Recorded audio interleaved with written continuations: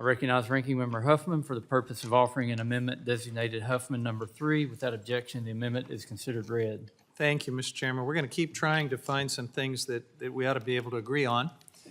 We do have a fire problem in this country, but it's not the one we sometimes talk about.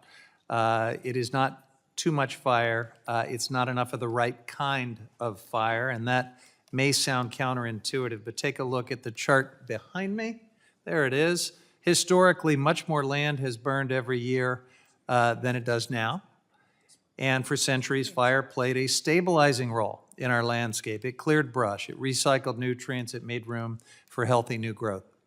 And then around the early 1900s, everything changed. We began aggressively suppressing every fire, no matter the context. The result was a steep drop in annual burned area and the beginning of a dangerous buildup of hazardous fuel. And now we're paying the price. That same chart shows that fire today is no longer stabilizing, it's destabilizing. We're seeing fewer fires overall, but when they happen, they are far more destructive, fast-moving, and deadly, and that's the legacy of a century of fire suppression. We've created a fire deficit, and it's growing.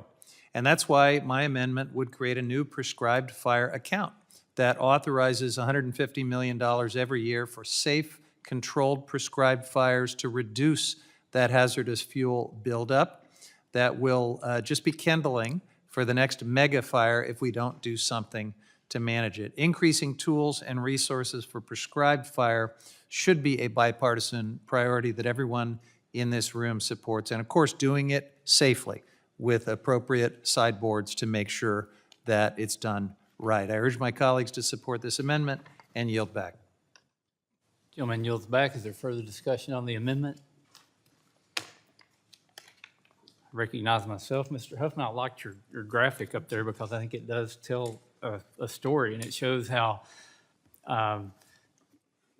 fire suppression has actually increased the intensity of fires that we have today.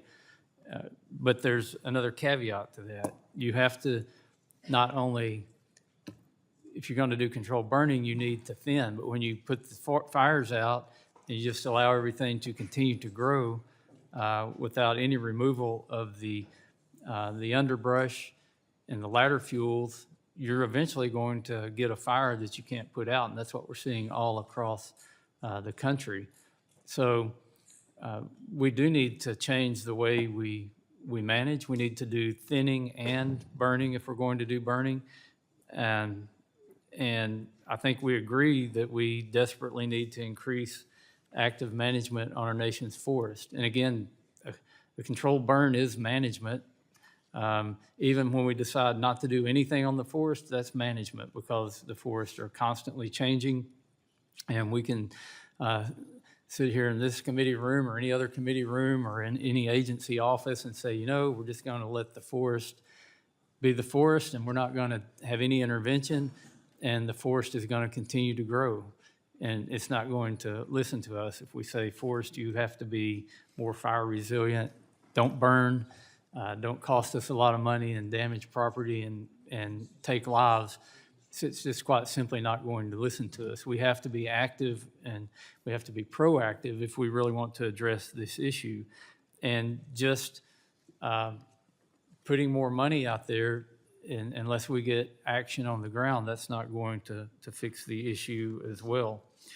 A lot of fires start by lightning, and there's not anything we can really do to stop that. The only thing we can do is make sure the forest is at its optimum health and resiliency so that when fires start, whether they're from lightning or wild fires or human-made fires, that the forest is able to withstand it, regardless of what the weather and the climate conditions are where that forest grows. We know how to do proper management to keep the forest healthy and resilient. You know, it comes back to management. It comes back to using common sense. That's what Mr. McClintock's bill does, and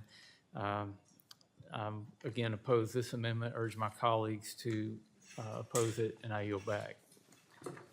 Is there further discussion on the amendment? Mr. Chairman. Mr. McClintock, you're recognized. Well, I'd like to offer the ranking member some additional data here, if we could bring up this chart.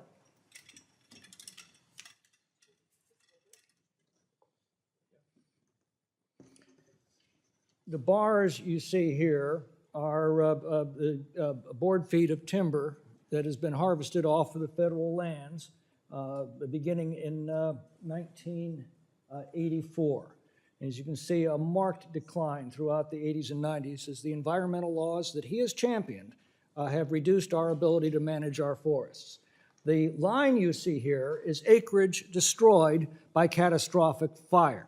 We've seen an 80% reduction in timber harvested off of the federal lands and a concomitant increase in acreage destroyed by fire. Fire is how nature removes excess timber. Nature doesn't care that it takes hundreds of years for a forest to regrow. Nature has all the time in the world. We mortals do care. That's why we created the land agencies, to do the gardening ourselves. We sent foresters every year out into the forest to mark off excess timber, and then we auctioned it off to logging companies that paid us to remove it. That produced a steady stream of revenues into the federal treasury, with which we then were able to better manage our forests. We had healthy forests, we had thriving mountain economies, and we dramatically reduced the scourge of forest fires from up to 12 million acres a year to just 250,000 in California, and we held that steady throughout the 20th century. That was what fire suppression plus logging did to protect the forests. The problem is that we passed environmental laws in the 70s that made logging all but impossible. So we stopped carrying out the excess timber, and nature has now returned to burn it out. So I have to push back very hard on this fire is our friend nonsense. It is not that we put forest fires out, it's that we stopped carrying out the excess timber before it could choke off the forest and burn. That excess timber will always come out of a forest. The only question is whether we carry it out or allow nature to burn it out. The destruction we see today is only unprecedented in the last century. Without land management, catastrophic fire was the normal, and we're seeing that condition return because we have abandoned our forests. I yield back. Gentleman yields back. I ask unanimous consent to submit to the record another article by ProPublica, and it says, as millions of acres burn, firefighters say the U.S. Forest Service has left them with critical shortages. The only issue here is this is from August 15th, 2024, so it seems like ProPublica is just like wash, rinsing, and repeating, and they're not, this author is not satisfied whether it's the Biden administration or the Trump administration, so I'd say they're just equally upset. Almost sounds like the same wording. It says firefighters on the ground say that the agency is understating how badly depleted their ranks are. So without objection, I ask unanimous consent. So ordered. Is there further discussion on the amendment? There's no further discussion on the amendment. The question is on the amendment offered by Ranking Member Huffman, designated Huffman number 3. All those in favor signify by saying aye. Aye. Those opposed, no. No. The opinion of the chair, the noes have it. And the amendment is not agreed to.